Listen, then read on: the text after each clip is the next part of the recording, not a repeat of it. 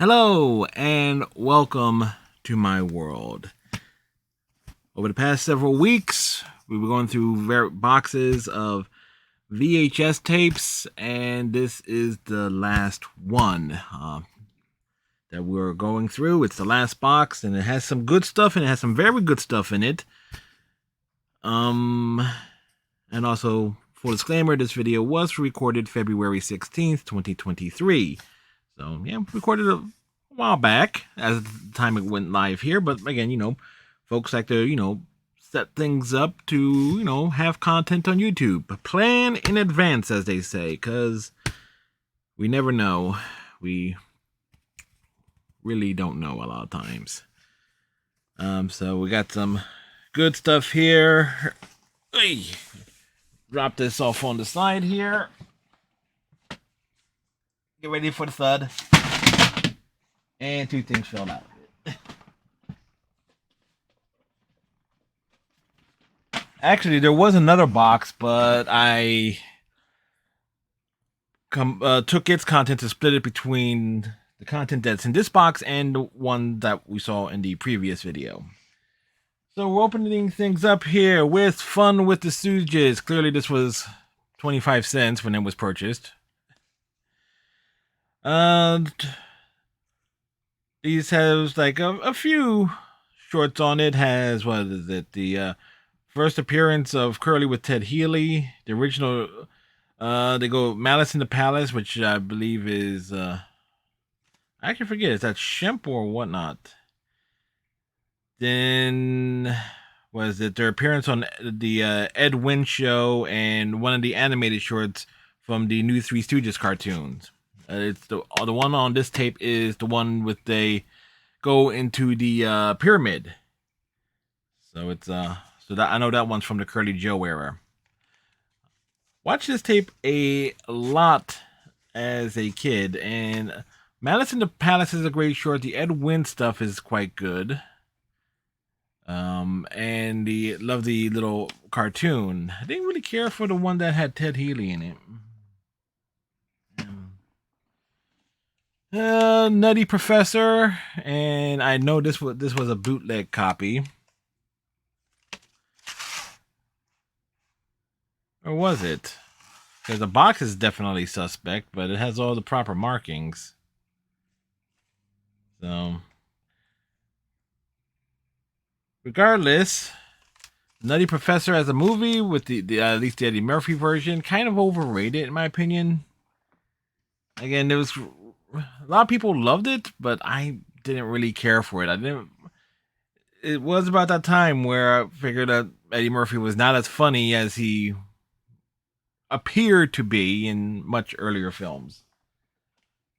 This is a movie I haven't seen in a long time, and it was released on home video on that RCA Columbia Pictures label.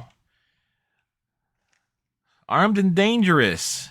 I haven't watched this movie in a long time. I know it used to pop up on like as the afternoon movies every now and then on Comedy Central.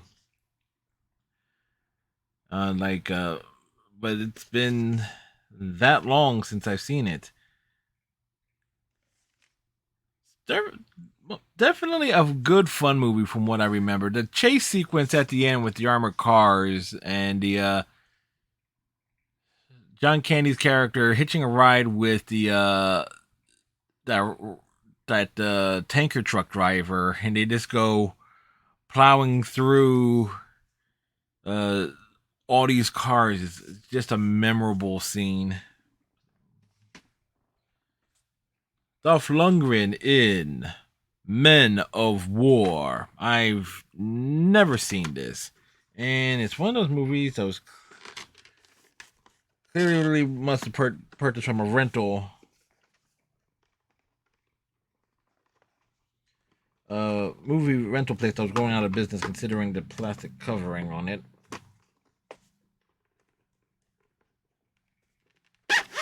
I get the tape out, but we want the box as well because there we go. And what do we do with this?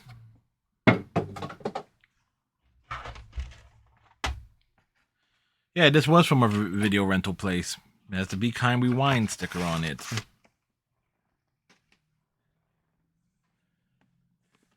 Another copy of Hard Boiled. Because I know we have this on VHS as part of a box set with The Killer. And I know this is not a bootleg copy because there was a stand in the Cherry Hill Mall that sold a lot of tapes like this. But Hard Boiled, great movie. Chow Yun Fat, one of the more premier action stars. This is straight up bootleg and another horrible Eddie Murphy movie, Metro. Probably I should just chuck this one. Probably. Another movie I haven't seen, The Devastator. Was released from MGM Universal United Artists Home Video. Definitely a different box style too. It's the only one that I have in terms of something that's not released through Disney or Columbia House, or definitely a different style box. But this was purchased from a place called 5 Star Video, and I think I remember where that was. I'm not 100% sure. Here we go. Here with that. Michael Caine in Bullet to Beijing. I have never seen it, so I don't know anything about it. But The Empire Strikes Back, on that released on that CBS Fox Home Video label, and I do love the artwork on this. Most definitely do. It's very much just a gorgeous box art there. So again, and this, much like Return of the Jedi, which I think we talked about in either the last video or the one before that. This is the home video released long before the in theater digital upgraded versions that George Lucas did in the mid 90s. We got some Van Damme here. The collector's edition of Legionnaire. Definitely a fun Van Damme film. It's like, despite how, lit up he got during his peak, Van Damme made some fun movies. It's like, I can say Jean-Claude Van Damme is Steven Seagal, but with personality and likability. And another Jean-Claude Van Damme film, also starring Dolph Lundgren, Universal Soldier. Again, excellent movie. I did see this in theaters when it came out, so it was like really cool. It's been a long time since I actually sat down and watched it too. Movie starring Cuba Gooding Jr. I know nothing about it, called Chill Factor. I don't know. I've never seen this. So we're just moving on. We got two Monty Python films. We got Monty Python and the Holy Grail. This one released on that RCA Columbia House home video, Columbia Pictures tape. And it's actually actually it's the only one I have released that where it is not, the tape doesn't come out from the bottom, it comes out from the side slot, which is pretty cool in its own way. It's like it's a strong distinction from it. This was 1985 when it was released on this video distribution. Another Monty Python, Life of Brian, which of course gave us always look on the bright side of life. Do do do do do do do do do do. Excellent movie. Uh, movie I gave fairly positive things to say about it when it came up in a recent tier list making video. Navy SEALs with Charlie Sheen. Cary Grant in Gunga Din. I've never seen it. And clearly a classic film, but I've never seen it. One of our aircraft is missing. So, okay, so some movies I've seen, some haven't, but there's more movies that I've seen in this box that I haven't seen. Another Monty Python film, and this one is The Meaning of Life.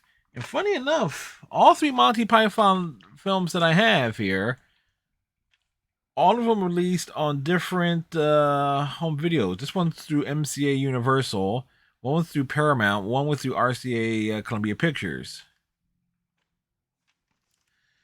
Goes to show the movie rights in terms of who was distributing what videos. It certainly bounced around. Naked Gun, excellent movie. And granted, it's actually based on a TV show, the Police Squad. I mean, the fact that they even advertise it as such is like from the files of Police Squad, and which did not last long in terms of airing on actual television. So, but when you think about it, how many TV shows actually are able to jump to the big screen? Star Trek did it. Police Squad did it. So Batman the Animated Series is on that list too, technically speaking. Because oh, what the hell was it? Mask of the Phantasm, I think it was called.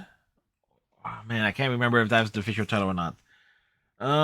Gregory Peck and The Guns of Navarro. I've never seen it.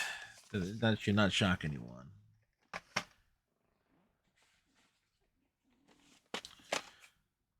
Clint Eastwood and Richard Burton in Where Eagles Dare. First time I seen this movie was via this particular cassette, so it was excellent movie. And when considering that this came out around the time where Eastwood is doing all those is in the middle of that stretch of doing the Man with No Name trilogy, it's definitely a nice departure. It's a nice little oddity in there. He's playing this stoic legendary cowboy figure, or at least in terms of movie cinema. And then here's this World War II epic.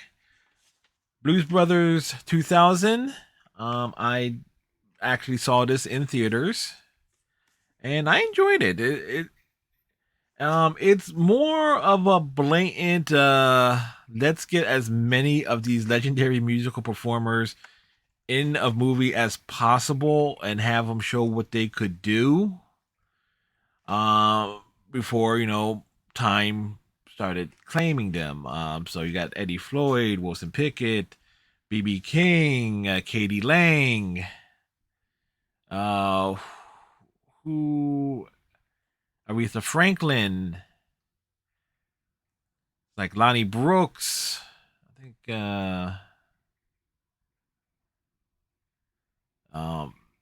there's just a bunch of it. It's like the Louisiana Gator Boys, like a big all-star band. It is a massive collection. Isaac Hayes is in it. So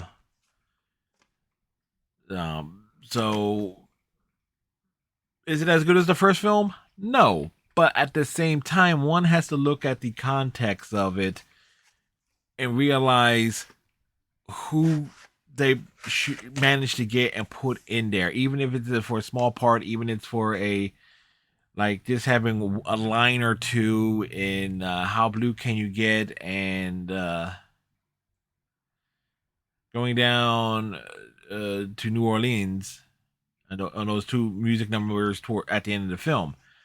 Um, Now, there is also the issue a lot of folks has regarding the fact that Jim Belushi was not able to take part in this, considering that at the time this movie came out, he, Dan Aykroyd, and John Goodman were doing the Blues Brothers as a three-person act, and because the House of Blues started rolling out like the '96, they had the big appearance at the Super Bowl. Blues Brothers 2000 comes out a couple years later. So, but Jim Belushi was unable to take part in Blues Brothers 2000. So it's kind of is what it is there. So it's like I think there was that missed opportunity there, but it worked out again. I enjoyed it for what it is and what the intention was. Uh, Kingpin, I've never watched. I've never seen. I never really had a desire to see Kingpin, so not a movie I would go out of my way to sit down and watch. The widescreen edition of Mortal Kombat Annihilation. Is it a good movie? No, it's complete schlock and bad schlock at that. Like destroy all expectations. Yeah, that's kind of a perfect tagline for the movie, considering how good the first one was and then how rushed. But again, one has to look at the timing of if one goes back and look at the history of Mortal Kombat, you have Mortal Kombat 3 rolling out, you had Mortal Kombat Mythology Sub Zero rolling out, you had the animated series, I think there was the live action TV series, which was a prequel series, was also on TV at the time. We had this. Something was going to suffer horribly, and unfortunately, it was the movie. Didn't see it in theaters. It's like I asked to see it. No, we went and saw Flubber instead, which was not much better.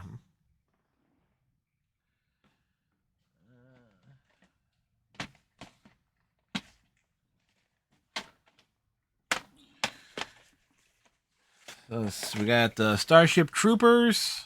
First time I saw this was on a pay per view actually, and and I always look at Starship Troopers as being an awesome satire of what if Republicans, Christian conservatives, and anything got much like Demolition Man. It's like, okay, this is the world that the Republicans and Christian crusaders and so forth want. It's like, okay, you want to be a citizen, you have to enlist. You have no rights unless you are in the service and so forth. So, like, everything built around the war complex, the war industries.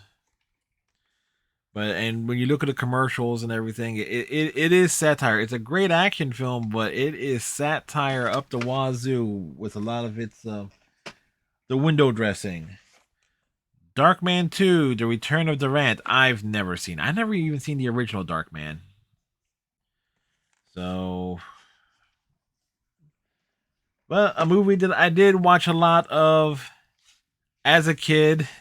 It's like probably shouldn't have, but the Whoopi Boys starring Michael O'Keefe, who was in Caddyshack, and Paul Rodriguez. Paul Rodriguez steals the show as Barney Bonaire.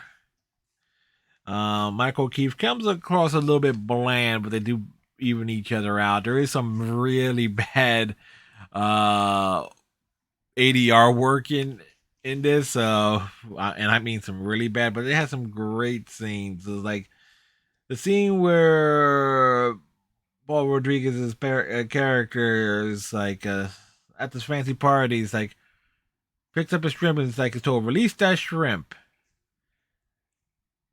And it's like told it's like no food for the help. If you want food, it's like go into the kitchen. He picks up a clamshell. Says, "Hey, you like puppets?" They go, "Fuck you, okay, fuck you, okay, fuck you, okay, fuck you, okay, fuck you, fuck you, fuck you, fuck you, fuck you, fuck you." Drops the clam. Okay, that just totally stands out to me to this day. It's a fun film.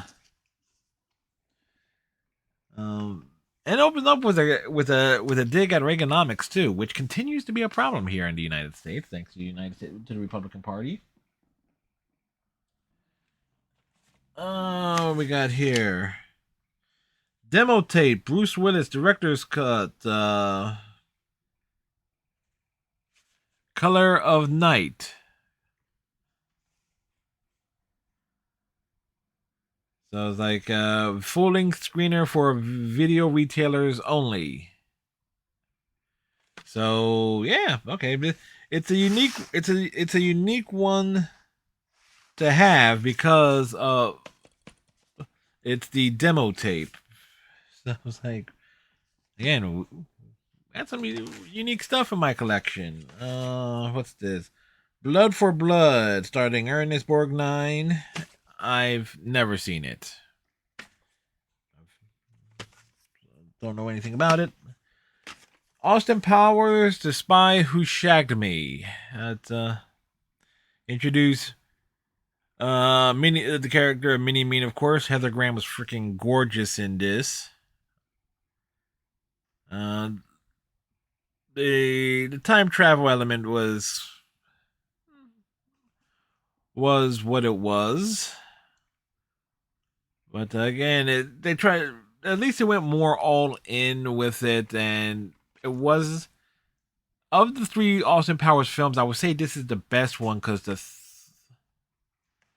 third one was Goldmember, right? Or was there four Austin Power films?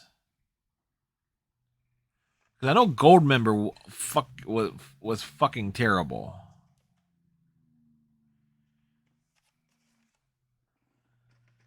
Like it was just bad on so many levels.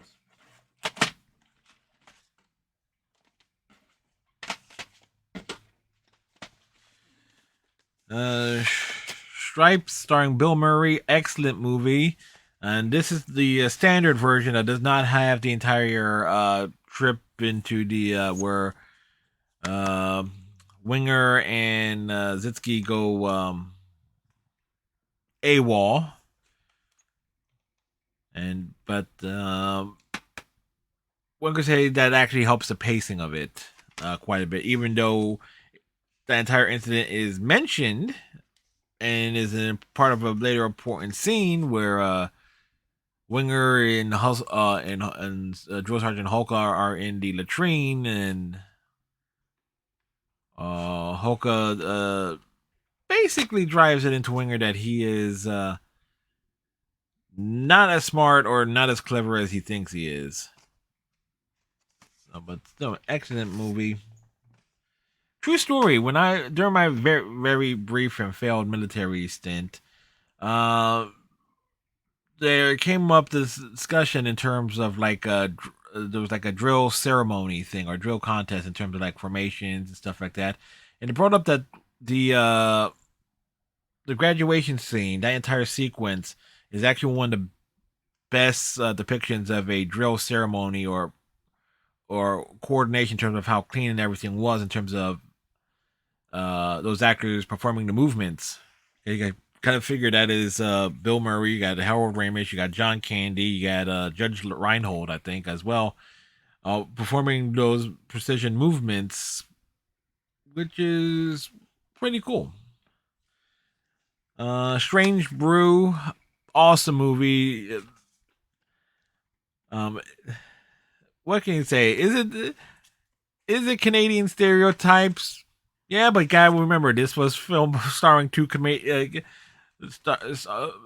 starring two Canadians based off of a Canadian TV show, SCTV. So it's like, yeah, they kind of went balls in on it. So the jokes were obviously there.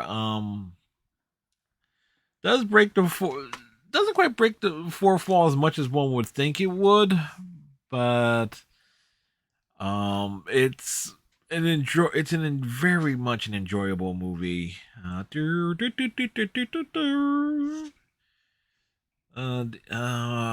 whole bit with the I can't believe he drank it all. It's like where Rick Moranis' character and the female lead are trapped in a beer vat, and he drinks every ounce of beer. He's blowing up. It's like I really have to go, and he use that's it's fun. It's funny as hell, man. Another Three Stooges tape, and this one has three shorts on it. Violent is the word for curly. Punch drunks and a plumbing we would go. Violent is the word for curly. Is where is they go are mistaken for professors and do the swinging the alphabet tune. A B A B B A by Chicky by B. There we go. Punch drunks is where Curly gets becomes an unstoppable boxer when he hears Pop Goes the Weasel, and the plumbing where we go is where they basically destroy your house, being totally inept plumbers. And considering the recent issue we've had with the water heater here, and it's like I can appreciate the it's like the horror of having water flowing in where it should not be flowing in a house.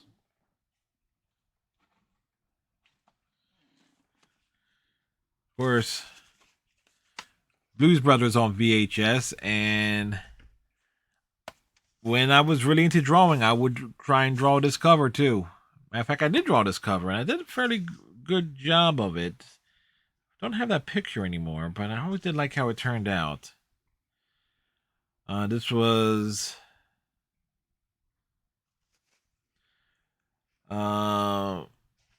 this tape was at least released on home video 1990. Funny, I could have sworn we had an older version, an older VHS tape. I could be wrong about that. Men in Black, the best one of the Men in Black films, because Men in Black 2 wasn't as good, and Men in Black 3 was definitely not as good, and the least said about Men in Black International, the better. This does have the Will Smith's music video included on it. I think it shows after the end of the credits, so you got to watch through the entire film to get to the music video, to the credits and everything. But remember seeing it in theaters and it being a very good film. Major League Back to the Minors. I will defend it because it's like, what can you really do with the Major League films? Major League 2 was not as successful and retreaded too much on many of the plot elements from the first film. And so Major League 3 being called Back to the Minors, good it was good in concept. The problem is they didn't have as many characters back as possible. If Charlie Sheen's Ricky Vaughn was in it and he was being sent to the minors, but then his character wasn't in the minor leagues, and they didn't have anyone who would have been considered a career minor leaguer in either of the first two films. Jake Taylor in the first two films, he was already an established major league catcher. Willie Mays Hayes was a rookie in the first film. Pedro Serrano was a rookie in the first film. So it's like, so they basically had to come up with a character, and they brought in the actors. Brought in Serrano and Tanaka and Rube Baker, who was in the second film. Tanaka was also in the second film. To try and make that connection, but and also Corbin Burnson, who plays Roger Dorn, is in this one as well. But when you think about it, it's like the idea is good, but if there was a character in the first two films who was this pretty much established as a career minor leaguer who was finally getting their shot, it really would have helped the second film a lot if they had that type of character in it. Particularly since they couldn't get Wesley Snipes back, and they basically turned. It was Omar Epps who took over the role of Willie Mays Hayes, and it was basically just a joke on Wesley Snipes feeling he was too big a star of an action star to go back to being a comedy. So they could have established, if they had someone who was established like that, and it would have helped the back to the minors because you could have just brought that character over and like, okay, he's going back down to the minors and trying to make his way back to the big leagues. But is what it is there. Another movie I watched a lot as a kid, and it was on sale for $12.95. Dragnet, Dan Aykroyd, Tom Hanks, and I love this movie. This was basically my introduction to the entire world of Jack Webb and the Dragnet TV series. After seeing this for the first time, my dad and I would watch Dragnet when those reruns were airing on Nick at Night. And I always say it's like when I go watch Ghostbusters, it's like, oh, when it gets towards the end, and those who've seen Ghostbusters Afterlife know what I'm talking about, where he's addressing Gozer. Dan Aykroyd is just basically doing his Dan Aykroyd impression. Tom Hanks was actually pretty good on this as well as Pep Strebeck. Star Wars on VHS, and this one.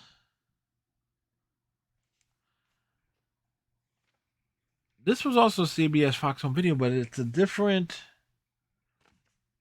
This one has the release date of 1990. So there is.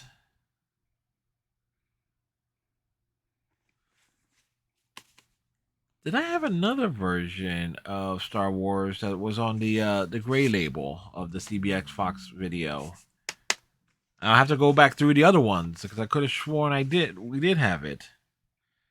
But great thing about this box art though is it definitely throws the misleading thing because what later be established between Luke and Leia being brother and sister, this makes it look like it's something else entirely. And wonder if George Lucas ever had second thoughts regarding that, or probably not. Speaking of Major League, oh, going back to it. So it's funny enough, I don't have Major League 2 on VHS, but I have the first film and the third film. Matter of fact, I bought the third back to the minors. Now that I think about it, but the first Major League film, it's a baseball standard and classic. Charlie Sheen's pitching motion is downright excellent. Probably even without some of its comedic elements, it is the entire season as depicted in the movie is totally possible because we've seen that type of stuff happen. Okay, team is struggling on the out the gate, and then gradually they get better, they catch momentum, and at the end of the season they clinch clinch the division, get a playoff spot on the last day of the season. The 2022 Philadelphia Phillies are a great example of that. It's like they were underachieving, and then things happen and they gain momentum and make the playoffs and go on to the World Series. So it's like it's formulaic in terms of baseball movies, but the thing is though that can and does happen in real life when it comes to sports. Wayne's World, I would dare say it's the best outside of the Blues Brothers. It's the best Saturday Night Live inspired movie. And this one was purchased at McDonald's or through McDonald's. So that's kind of a unique thing there because it was this and Addams Family that has that distinction on it. Yes, when you could go and purchase actual movies at McDonald's. It's like, hey, made a good excuse to get a Big Mac, didn't it? Dustin Hoffman, Sharon Stone, Samuel L. Jackson in Sphere, which just recently turned 25, or I don't know the anniversary of this. I saw something recently talking about the anniversary of this movie. But I've only seen it once. Funny enough, it's like, and I remember just like, okay, this is a very cool movie, and I never want to see it again. I enjoyed it, but I never sat down and watched it ever since the first time I seen it. And we got 3 more tapes here, and we got some good ones here. Hot Shots Part 2. more of a send up on the Rambo films to various degrees, as opposed to just Top Gun. Matter of fact, the Topper Harley scene, it is straight up Rambo. I think it's straight up a parody of Rambo 3, I want to say. Um, because the more and more I think about it, the entire plot of Rambo 3 is Rambo going to rescue the Colonel character, right? It's been a long time since I've actually sat down and watched Rambo 3, but yeah, but still very funny movie. The entire battle between the president and Saddam is great with the T2 reference. Who played the guy that gets rescued? Dexter. It's Rowan Atkinson, I believe. Granted, it's like a glorified cameo, but it's works out. It's like I can't go. Why? They tied my shoelaces together. Um, it's again, it's a real fun film. I saw that in theaters. Um, the first Marvel Cinematic Universe movie ever made, Howard the Duck. Um, and I would watch this one a lot as a kid.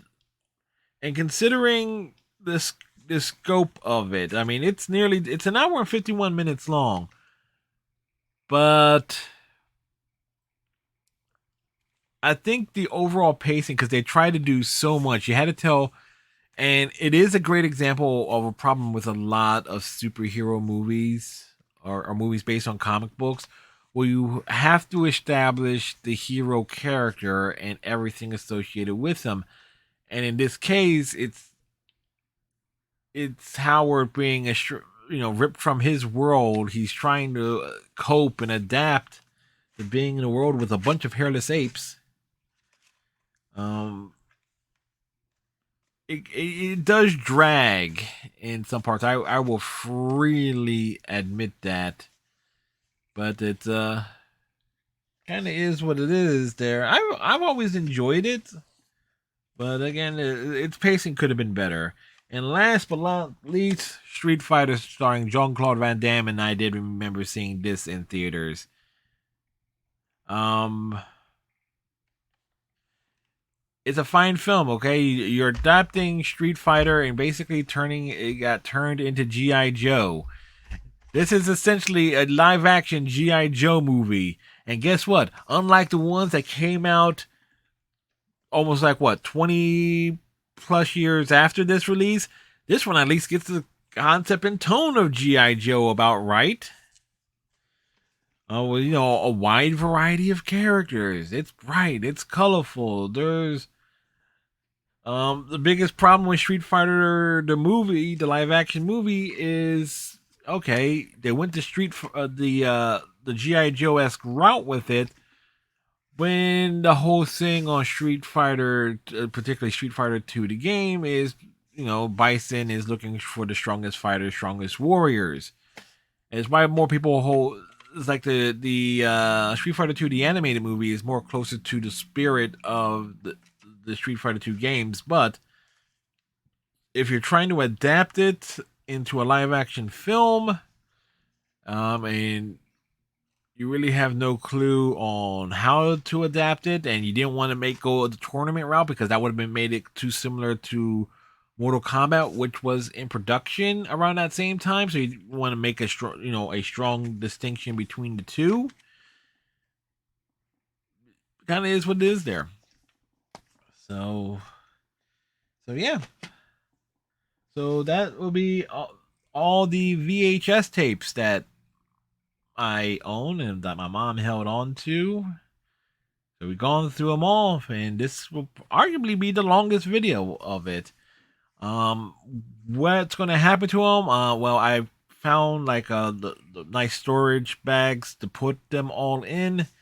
So, and I'm going to put them in another room of the house to have them out of the way, because having them behind my chair here, because that's an area that I walk through to get to the laundry room and other parts of the basement, so I don't want to be knocking things over while I'm going through. But yeah, but I do have other content stuff because again, we can easily go through the DVDs and see what I have in those bags and everything there. Give my granted, those will be a much shorter videos because anyway. On that note, if you have any thoughts on the movies and stuff that I have in the collection and so forth, so leave them in the comment section below. Like, subscribe if you want to. You know, no one does, but hey, there you go. And we'll see y'all in the next video. Till next then. Bye.